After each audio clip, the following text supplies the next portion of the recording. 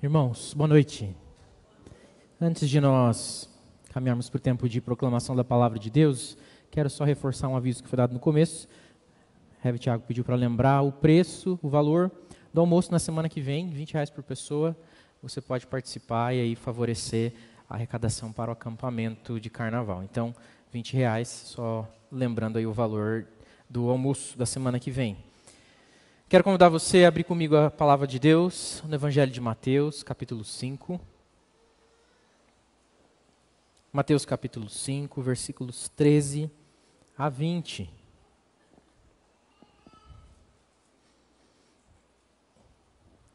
Mateus capítulo 5, versículos 13 a 20. Peço que você acompanhe a leitura que eu vou fazer desse texto.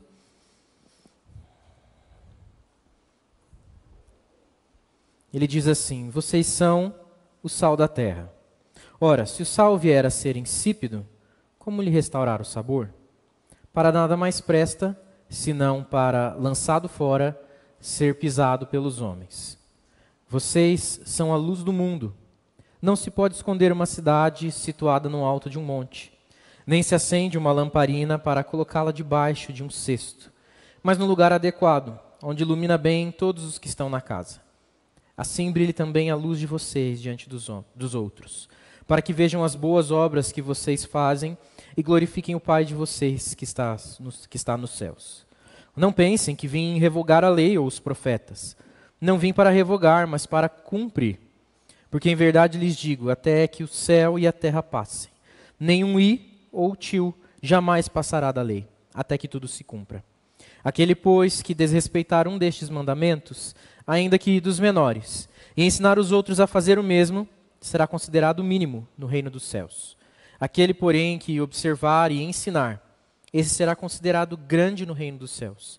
Porque eu afirmo que, se a justiça de vocês não exceder em muito a dos escribas e fariseus, jamais entrarão no reino dos céus. Vamos orar mais uma vez? Pai bendito, nós te louvamos por estarmos aqui na sua casa, na sua presença, junto com os nossos irmãos, junto com aqueles que o Senhor trouxe até aqui nessa noite, para louvar, engrandecer o teu nome, orarmos ao Senhor, juntos cantarmos a Ti, juntos entregarmos aqui os nossos dízimos, as nossas ofertas, mas juntos também sermos alimentados pela sua poderosa palavra. Que o Teu Santo Espírito fale conosco, ilumine as nossas mentes, o nosso entendimento, para que essa palavra faça sentido para nós, para que essa palavra, Pai querido, transforme o nosso coração, para que essa palavra nos desafie a uma nova atitude, a novos comportamentos, a uma nova disposição diante do Senhor.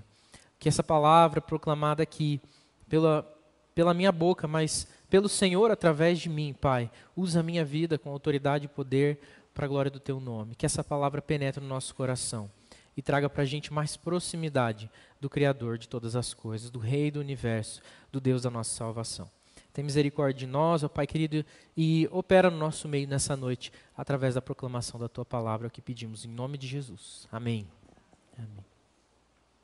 Eu acredito que, assim como eu, você já deve ter ouvido pelo menos talvez poucos aqui nenhum, mas pelo menos um estudo ou uma devocional, se não uma pregação, sobre esse texto do sal e da luz, sal da terra e luz do mundo. Já ouviu? Quem já ouviu alguma pregação nesse sentido? Eu mesmo já preguei, acho que mais de uma vez, pelo menos em alguma devocional, em algum estudo nas casas, já falei sobre esse texto. E é muito comum a aplicação que a gente ouve, qual é? O sal serve para temperar, conservar, alimentar. A gente ouve aplicações desse sentido e elas realmente são bem úteis. Eu mesmo já fiz uso dessa aplicação para falar sobre isso. Falamos da importância que a luz tem de trazer claridade, de iluminar as coisas. E a gente então percebe que o texto fala que a luz não pode ficar escondida, que o sal precisa ser útil, fazer sentido. É claro que essas são verdades a respeito desse texto, mas eu queria convidar você a olhar um pouquinho mais, ainda mais adicionando o trecho seguinte, que geralmente a gente separa, porque a própria Bíblia traz ali com um título diferenciado, né? Separando os versículos 17 a 20, dos versículos de 13 a 16, mas nós vamos ler eles como um bloco. Na verdade, esse trecho que a gente leu faz parte de um bloco ainda maior, que é o Sermão do Monte. Hoje, o sermão é sobre um sermão. né? A pregação é de uma pregação. Jesus fez esse sermão a uma multidão, aos seus discípulos, e foi multiplicado aí para essa multidão. E um trecho desse sermão é justamente esse que nós lemos, que estão ali dispostos nos versículos de 13 a 20. Nesse trecho em específico, Jesus está falando sobre coisas muito importantes, do papel da família de Deus, da igreja de Cristo, dos discípulos de Jesus na terra.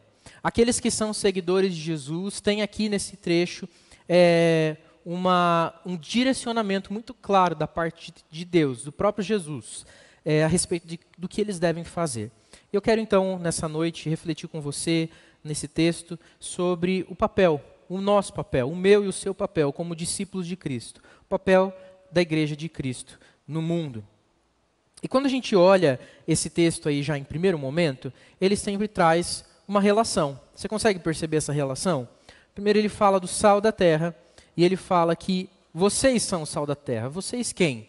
Os discípulos, os seguidores de Jesus. Aqueles que seguem a Jesus são o sal da terra. E essa relação se dá, claro, com Cristo, né? Mas ele está dizendo que esse sal, ele faz sentido, salgando, temperando, conservando, ou seja, o que for no seu papel, dando sabor a uma relação, que é a relação com os homens.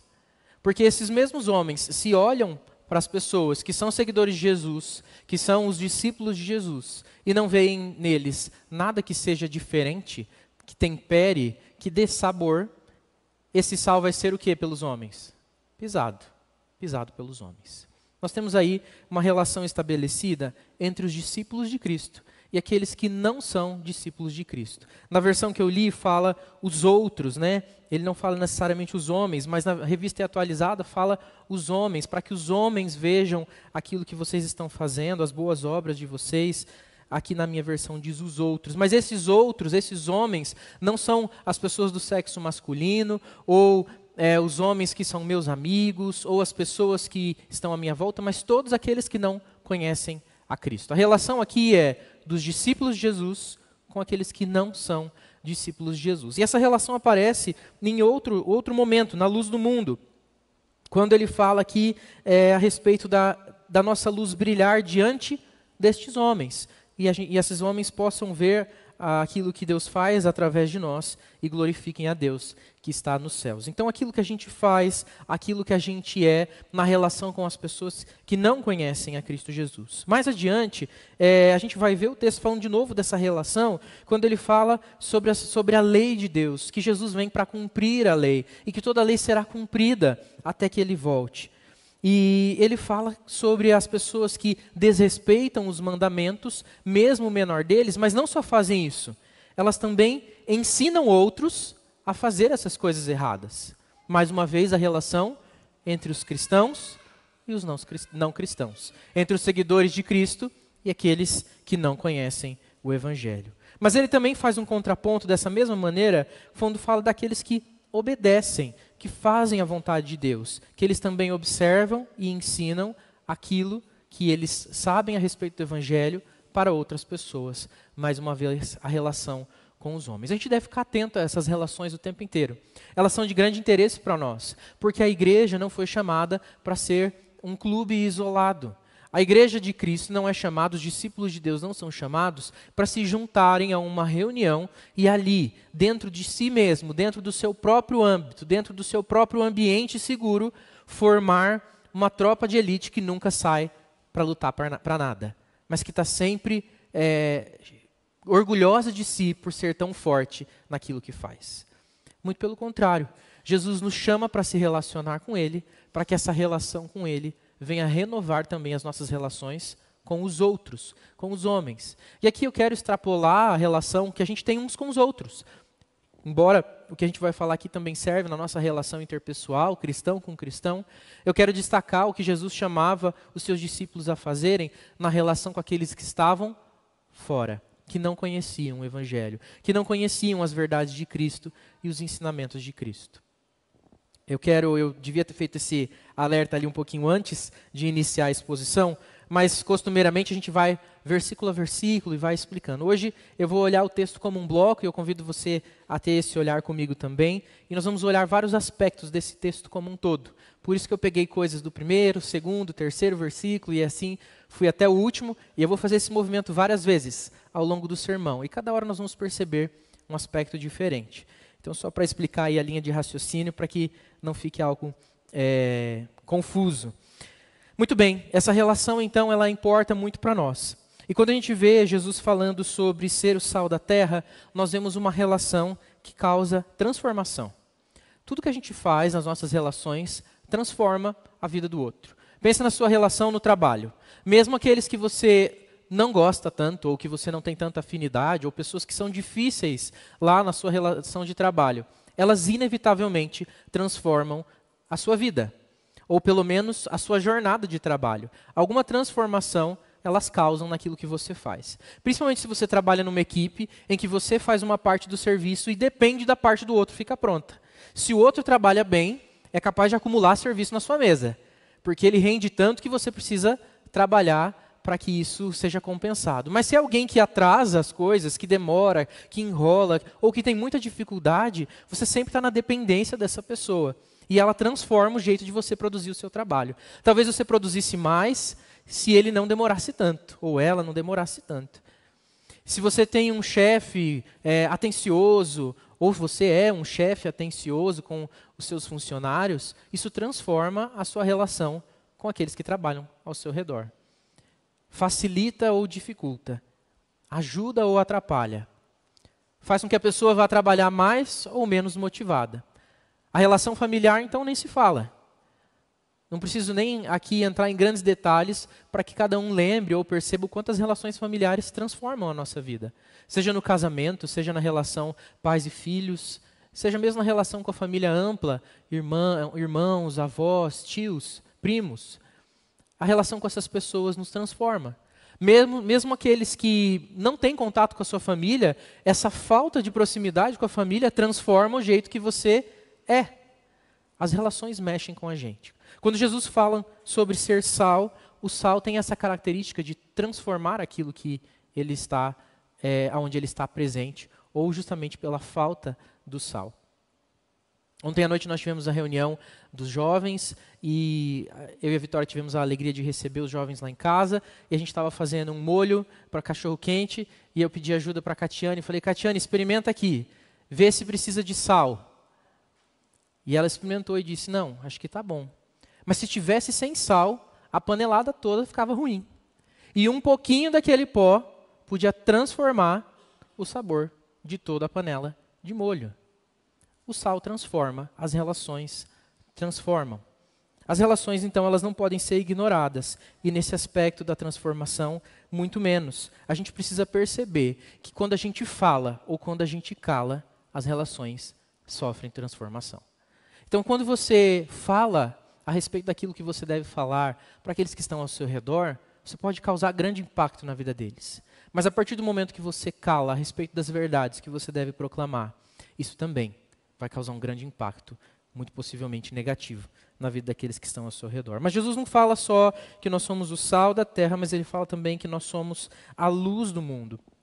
A luz, é óbvio que o que ela faz é clarear. O diácono Alessandro falou que a nossa igreja está mais clara, e é verdade. Ter luz transforma. Dá uma sensação melhor quando você entra no ambiente iluminado. A não ser que a proposta do lugar, como um quarto, por exemplo, à noite, seja ter uma luz reduzida, é muito bom você entrar num lugar que é bem iluminado. Dá uma sensação ruim você entrar num lugar que sempre está na penumbra, ou que sempre você tem dificuldade de encontrar as coisas, porque a luz nunca é suficiente. A luz, ela faz toda a diferença.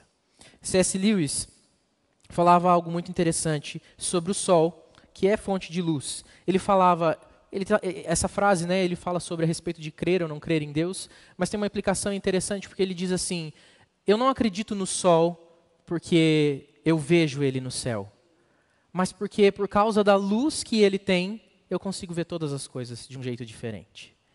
Ele estava querendo dizer que a gente não acredita em Deus simplesmente porque eu vi ou não vi Deus, mas pelo fato de que aquilo que Ele faz na nossa vida transforma o jeito que a gente lida com as coisas.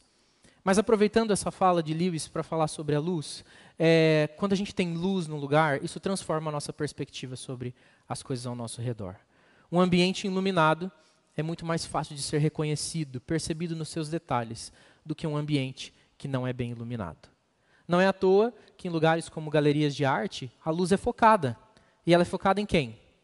Nas artes, nos quadros, nas pinturas, nas esculturas, para que a atenção nossa seja voltada àquilo que é importante, àquilo que é proposto naquele lugar. A luz, ela, diferente do sal que transforma, ela influencia a forma como a gente enxerga as coisas.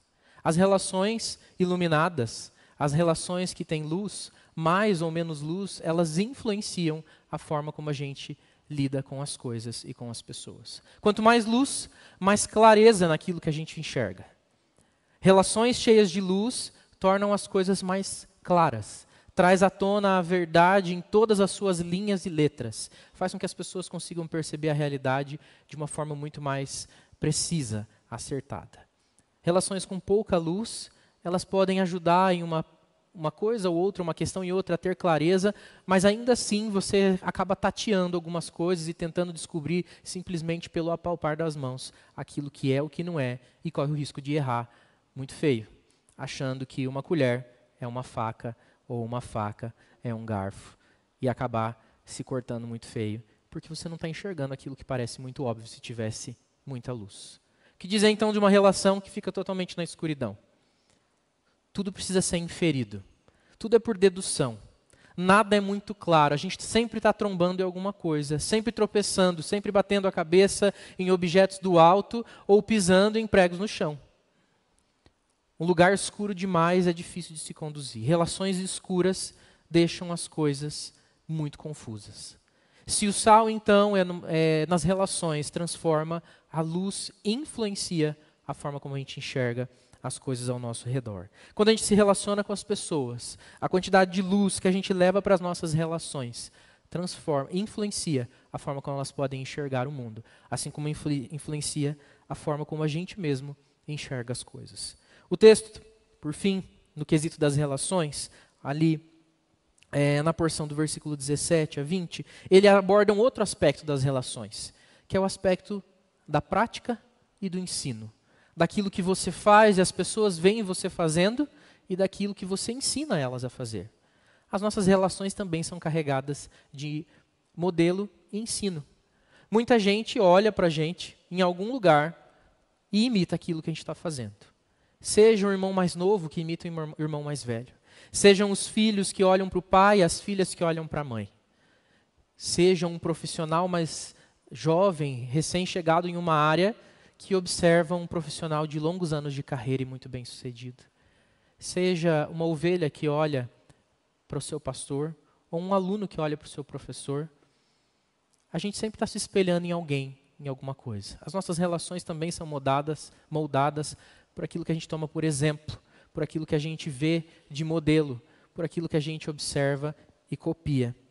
Mas muitas vezes isso é feito não de maneira tão indireta. Quando eu observo alguém, admiro alguém e resolvo copiá-la, mas de maneira muito direta, quando alguém vem e ensina e fala para mim, não é assim que faz, é assim. E eu dou ouvidos e escuto. Como é na relação de um professor, dos pais, ou mesmo de amigos, que falam, meu amigo, já passei por isso aí, não faz isso aí não. É loucura. Não invista nessa empresa aí, vai perder o seu dinheiro. Não vai por aquele caminho, está todo esburacado.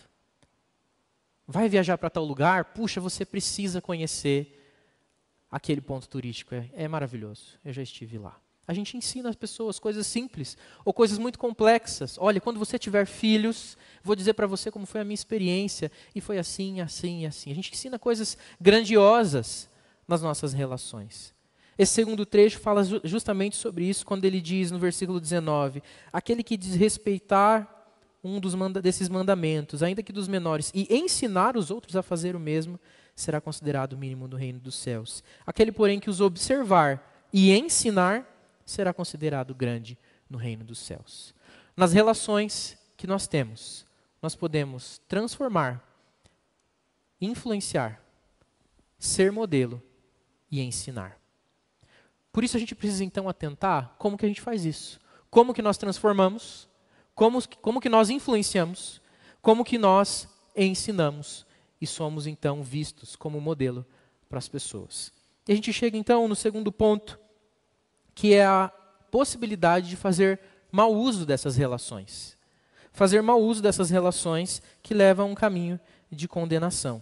Voltando lá no início do texto, ele diz: vocês são o sal da terra, mas se ele vier a ser insípido, ou seja, sem sabor, sem efeito que o sal tem, que ele perde as suas características, como lhe restaurar o sabor? Como reverter essa situação? Para nada mais presta, senão para ser lançado fora e ser pisado pelos homens. Se o sal é aquele que transforma, a igreja então que se torna insípida, o discípulo de Jesus que perde o seu sabor, não serve para nada, a não ser para ser pisado pelos homens. É interessante que nesse texto Jesus está falando para os seus seguidores e ele não traz uma perspectiva de condenação total ou mesmo de exclusão do reino dos céus, a não ser lá no último versículo quando ele diz sobre os fariseus e escribas. Nós vamos chegar lá. Mas até então ele trata como alguém que vai ser mínimo no reino dos céus, não excluído do reino dos céus, mas mínimo, pouco considerado, de pouca significância no reino dos céus.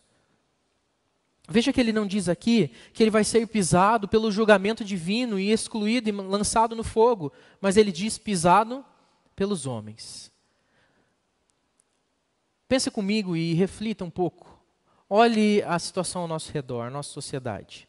Você acha que a igreja tem sido respeitada, reverenciada ou pisada pelos homens? Eu penso que nós temos sido pisados pelos homens. Numa análise rápida, eu consigo perceber isso. Eu acredito que você também. Eu não quero aqui dizer que um dia a igreja vai ser honrada e premiada pelo mundo, porque a igreja prega a verdade de Cristo e isso confronta demais o mundo. Mas é fato que o desprestígio que a igreja sofre por causa da sua própria negligência é muito grande. A igreja hoje, o cristão, está associado a coisas terríveis. As pessoas têm raiva dos cristãos, não só porque eles ensinam a verdade, mas justamente porque no meio da verdade eles estão confusos consigo mesmo. Eles estão misturados na política, nas ideologias e em tantas outras coisas. Estamos metidos em lugares que nós nem deveríamos estar tão preocupados se a gente tivesse mais empenhado em falar do Evangelho de Cristo. A igreja é pisada pelos homens porque ela não transforma o lugar onde ela está. Ela não faz o que deveria fazer. Ela é sem sabor, insípida, inválida, inútil. E o que resta para ela, então, é ser desprezada pelos homens. Quando a gente faz mau uso das relações que Deus nos propõe, quando a gente então não faz aquilo que deveria fazer, nós somos pisados pelos homens. Eu não quero de forma alguma trazer uma mensagem triunfalista dizendo para você que você não é dono do mundo, mas é filho do dono, ou coisas do tipo. Mas quero lembrar você que você é um embaixador de Cristo. Você carrega dentro de você o Espírito Santo de Deus. E essa autoridade não é pequena. É nada mais, nada menos que a autoridade do Criador do universo. Daquele que rege sobre tudo. Daquele que é todo-poderoso.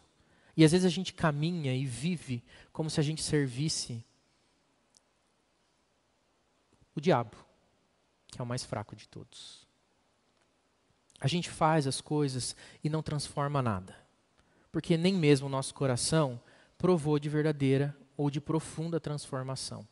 E nós somos então pisados pelos homens, que olham para nós e veem pessoas extremamente acuadas, medrosas, com baixo conhecimento da palavra, cheia de discurso pronto, mas que não dá para apertar um pouquinho, porque não consegue dizer mais do que Jesus te ama, ou Jesus morreu na cruz por você, e não sabe nem explicar o porquê que Jesus fez isso. Quem não tem sabor serve para ser pisado pelos homens. Quem pode restaurar o sabor desses? Mas ainda, a igreja que não cumpre seu chamado, então que fica envergonhada, quando ela também não exerce a sua influência como luz que deveria ser, ela se torna uma ironia. É possível esconder uma cidade que está em cima de uma montanha? Ou alguém acende uma lâmpada para esconder ela debaixo da mesa? Imagine se a nossa junta diaconal tivesse trocado todas as lâmpadas, mas eles tivessem então puxado um fio de cada uma delas, muito comprido, e instalado todas elas embaixo dos bancos. Faria algum sentido? Talvez causaria algum efeito visual de ter os bancos iluminados, mas a gente veria aqui uma porção de pés e não de rostos.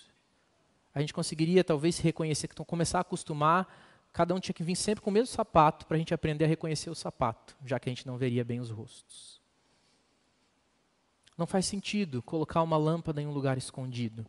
É uma ironia, é um desperdício. Uma luz escondida é uma luz que não influencia nada. A igreja muitas vezes também se comporta como uma luz escondida, como uma cidade apagada em cima de uma montanha. Imagine você que uma cidade em cima de uma montanha é difícil de ser escondida não só pela sua localização, mas porque quando a noite cai, as suas luzes se acendem. E mesmo de muito longe é possível dizer, naquela montanha tem uma cidade. Veja quantas luzes vêm daquele lugar. Mesmo quando a escuridão cai, ela é facilmente notada de longe. A nossa vida precisa ser notada de longe, não porque nós somos importantes e interessantes, mas porque a luz de Cristo brilha em nós e ela deve brilhar e refletir as maiores distâncias possíveis. A luz de Cristo deve chegar antes mesmo de nós, no lugar que nós vamos. As nossas atitudes devem influenciar, clarear os olhos daqueles que estão ao nosso redor. Influenciar a forma como elas percebem o mundo, porque elas olham para nós e veem que nós percebemos o mundo de maneira diferente, porque a nossa ótica é extremamente iluminada pela glória de Deus. A gente não vê como as pessoas veem. Como foi dito aqui em uma devocional, alguns domingos atrás, nós não andamos pelo óbvio. Nós fazemos para além disso, porque a luz de Jesus ilumina o nosso entendimento, os nossos olhos, e faz com que a gente perceba coisas que a gente não perceberia naturalmente. Mas quando a gente não faz isso, a gente só pode levar escuridão e condenação. Ainda seremos considerados mínimos no reino dos céus, se a gente fizer mau uso dessas relações. Quando a gente desrespeita os mandamentos do Senhor, como diz lá no versículo 19, mesmo aqueles menores, e ainda, pior do que isso, é em má influência para outras pessoas, ensinando elas a errar. Porque a gente diz, não, isso aqui é uma coisa muito simples, muito pequena, Deus não vai me mandar para o inferno por causa disso. E a gente esquece que Deus nos colocou no mundo para ensinar e ser modelo também. A palavra de Deus diz para nós que nós devemos nos livrar até mesmo daquela que é a aparência do mal. Se a gente faz tudo certo, mas ainda assim as pessoas olham para nós e ficam em dúvida se a gente faz aquilo que é certo ou errado, a gente deve se importar, então, aparentar ainda aquilo que é bom, não só fazer aquilo que é bom, mas que a nossa aparência grite com todas as letras. É bom, é muito bom. E eu faço o que for preciso para que você veja isso, que é bom, porque eu quero que você conheça aquele que eu também conheço, que transformou a minha vida, que temperou o meu ser, iluminou a minha mente e me ensinou aquilo que é o caminho correto. As relações, então, quando elas são mal utilizadas, elas não produzem nada a não ser condenação.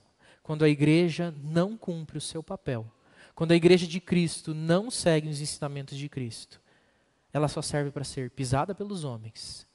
Ela é uma luz escondida, que não influencia nada na sua sociedade, na vida das pessoas, não transforma o olhar das pessoas. E é uma igreja que tem tudo e não ensina nada de verdade. É como um prato vazio que só faz barulho, mas não alimenta ninguém. Não alimenta ninguém. Mas a esperança não acaba aí. O texto fala para nós também, no nosso último ponto aqui, que é a forma de usar bem essa relação. Cumprir o papel que Deus nos propõe. E isso, então, é a nossa missão. É o papel que a igreja tem, que cada discípulo de Cristo tem. E ele começa dizendo, Jesus deixa bem claro, vocês são o sal da terra. Vocês não são uma possibilidade, vocês não são um dos caminhos, mas vocês, igreja de Cristo, família de Deus, foram chamados para ser o sal da terra. Vocês, sim, são o sal da terra. Se existe uma esperança para o mundo ser temperado, para que o mundo conheça a luz, para que o mundo seja transformado, é a igreja de Cristo. Ele escolheu os seus filhos para serem seus embaixadores, para serem seus porta-vozes, para pregar, para anunciar. Vocês são o sal da terra. Igreja Presbiteriana do Tarumã, nós somos o sal da terra. O Senhor nos chamou, a mim e a você, para transformarmos as coisas ao nosso redor. Melhor do que isso, para levarmos a transformação que Ele fará ao nosso redor. E Ele nos chama então para temperarmos as nossas relações e transformarmos a nossa relação sendo sal. Não sendo insípido, mas sendo sal. Ele nos chama para iluminar a casa. Olha só o que ele diz lá no versículo 14. No versículo 15. Não se acende uma lamparina para colocá-la debaixo de um cesto, mas num lugar adequado, onde ilumina bem todos os que estão na casa. A gente começa iluminando a nossa casa, seja trocando as lâmpadas, mas mais do que isso, trocando as lâmpadas do nosso coração, por assim dizer, trazendo para o nosso coração o alimento da palavra todos os dias, e sendo iluminados com a luz de Cristo, podemos então iluminar a nossa casa, abençoando a vida uns dos outros, aconselhando uns aos outros, ensinando uns aos outros, seja formalmente pela escola bíblica, seja informalmente pela convivência uns com os outros. E essa luz, então, saindo de nós, do nosso meio, é refletida longe. As pessoas que estão lá no Hospital das Nações conseguem enxergar a Igreja Presbiteriana brilhando de lá. As pessoas que estão lá no centro conseguem ver a Igreja Presbiteriana do Tarumã brilhando de lá do centro. As pessoas que estão lá do outro lado, lá no Campo Comprido, lá no São Brás, conseguem ver de longe a Igreja Presbiteriana brilhando. Não porque a sua luz física, a sua luz, as suas lâmpadas são fortes, mas porque as vidas que saem daqui, saem transformadas para iluminar onde estão. No seu trabalho, nos seus estudos, nas suas relações familiares, nas suas relações sociais. Elas levam luz e transformação. Nós somos chamados para brilhar diante dos homens, para que as pessoas vendo aquilo que Deus faz, as nossas boas obras, as ações de obediência, elas possam glorificar não essa igreja, não a nossa vida, mas ao nosso Deus que está nos céus. E essas ações, elas não são casuais, elas não são acidentais, não são de mera convivência social. Essa relação que a gente desenvolve com as pessoas não é uma relação de solidariedade, simplesmente daquele que olha a necessidade do pobre e atende, mas é uma relação espiritual pautada na verdade da palavra. E é isso que o texto fala para nós, que a palavra que é fiel, ela vai se cumprir. Versículo 17, não pensem que eu vim revogar a lei e os profetas, Jesus diz. Não vim para revogar, mas para cumprir, porque em verdade lhes digo, até que o céu e a terra passem, nenhum i ou tio jamais passará da lei, até que se cumpra. Essa palavra é fiel, e ela é fiel porque Jesus garante ela, e nele ela é cumprida por completo. E é por isso que essas relações precisam ser estabelecidas, não só num padrão moral, mas numa profundidade espiritual. Em primeiro lugar, numa proximidade com Cristo. Jesus precisa ser o regente dessas relações, para que elas transformem, para que elas sejam de boa influência, pela iluminação que leva, para que elas sejam de modelo e exemplo na vida das pessoas. Bom exemplo, bom modelo para a vida das pessoas. Jesus é a palavra viva e ela deve estar no nosso coração, na nossa mente constantemente. Nós devemos nos alimentar dos mandamentos de Deus e obedecê-los constantemente.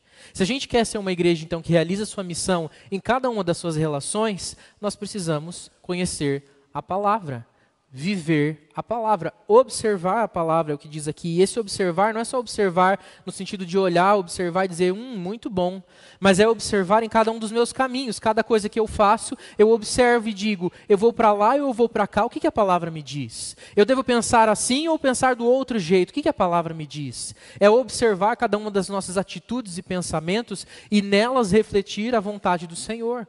São ações de obediência. A missão que Deus nos chama para cumprir, ela é pautada na palavra. A igreja que quer ser relevante, que quer trazer diferença, fazer diferença, trazer luz ao mundo que nós estamos, ela precisa ser pautada na palavra. Não só no conhecimento, mas principalmente na sua vivência e na sua prática. E aí os homens verão essas boas obras, glorificarão a Deus, serão calados nas suas arrogâncias, porque a verdade silencia. A verdade de Deus, então, ela ecoa com grande poder. A palavra de Deus é poder para a salvação de todo homem. E eles não terão autoridade para pisar a igreja que anda na palavra de Deus, que anda em obediência a palavra de Deus. O último versículo fala algo muito precioso. Jesus faz da última linha que regula essas relações com sucesso. Porque uma grande tendência nossa, como seres humanos, falhos que somos, é olharmos e dizermos, o pastor disse que a gente tem que prestar atenção nas relações. E que a gente tem que fazer isso de maneira correta, iluminando, dando sabor, ensinando. Então vamos fazer muitas coisas, vamos preparar um grande calendário, muitas atividades. Vamos ter aulas e mais aulas sobre um determinado assunto para que a gente saiba muito da palavra e possa pregar. Jesus lembra que a gente não pode perder o coração, porque se a gente fala de relações, elas estão acima das tarefas. As relações, elas são orgânicas, elas não são mecânicas. Senão elas perdem o aspecto relacional. Por isso Jesus diz, se a justiça dos seus discípulos, dos seus seguidores, não excederem muito a dos escribas e dos fariseus, aí sim, ele diz, vocês não vão conhecer o reino dos céus. Jamais entrarão no reino dos céus. Qual era a justiça dos escribas e dos fariseus? Os escribas e fariseus eram profundos conhecedores da palavra. Sabiam tudo sobre a lei, de cor. Podiam falar ela de trás para frente. Não faltava conhecimento para eles. O problema é que esse grande conhecimento era carregado de legalismo e arrogância espiritual. E aí não era sal, não era luz, não era exemplo, não era ensino. Mas era cadeia para a vida das pessoas, era humilhação, era desespero para muitos. Veja que mesmo muito conhecimento bíblico pode se tornar uma arma na mão de um ímpio, de um coração endurecido, que perde a perspectiva das relações. Jesus está dizendo, eu estou dizendo tudo isso para vocês, não para vocês traçarem um grande plano, mas estou convidando vocês a se aproximarem de mim. Eu vou ensinar vocês a ser o sal da terra. Quem pode devolver o sabor do sal insípido? Jesus. Quem pode colocar a cidade, a lamparina que está debaixo do cesto, de volta na sua posição no alto para iluminar toda a casa? Jesus. Quem pode nos ensinar a sermos exemplo, modelo, e nos ensinar a ensinar as pessoas? Jesus. É Ele que nos chama a fazer isso. A ensinar as Escrituras, batizando em nome do Pai, do Filho e do Espírito Santo. É Ele que nos chama a fazer isso, porque toda a autoridade foi dada a Ele, nos céus e na terra.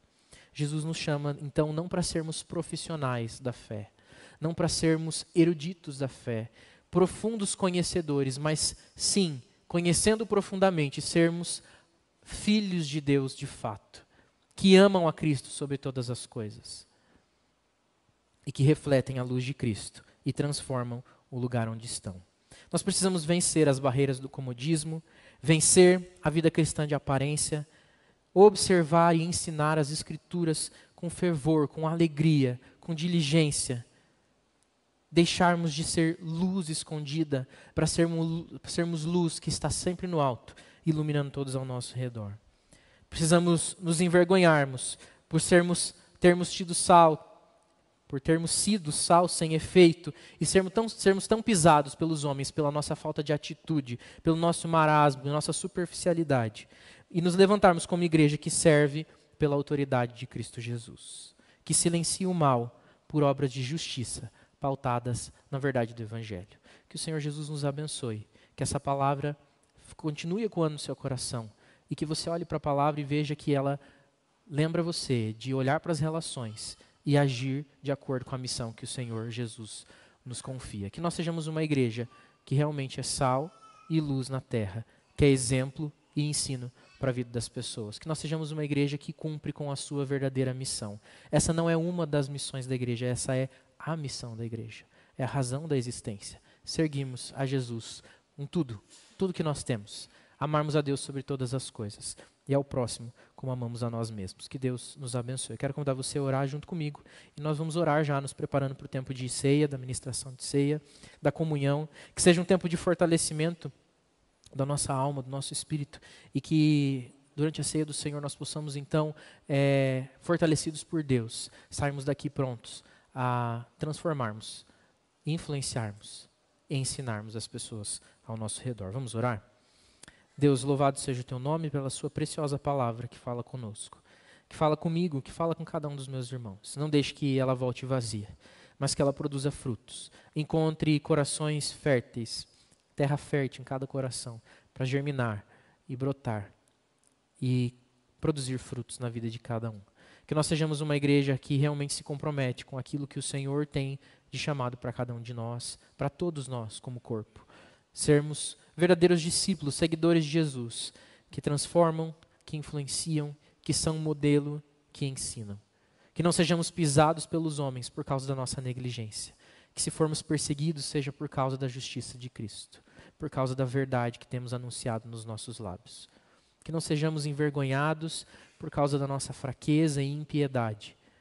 Que não sejamos mínimos no reino dos céus, mas que possamos entrar, ó Pai querido, no reino dos céus jubilosos, junto com os irmãos que ouviram a mensagem da salvação dos nossos lábios e para a glória de Deus foram somados no corpo de Cristo, Pai. Tem misericórdia de nós e nos ajuda em nome de Jesus. Amém.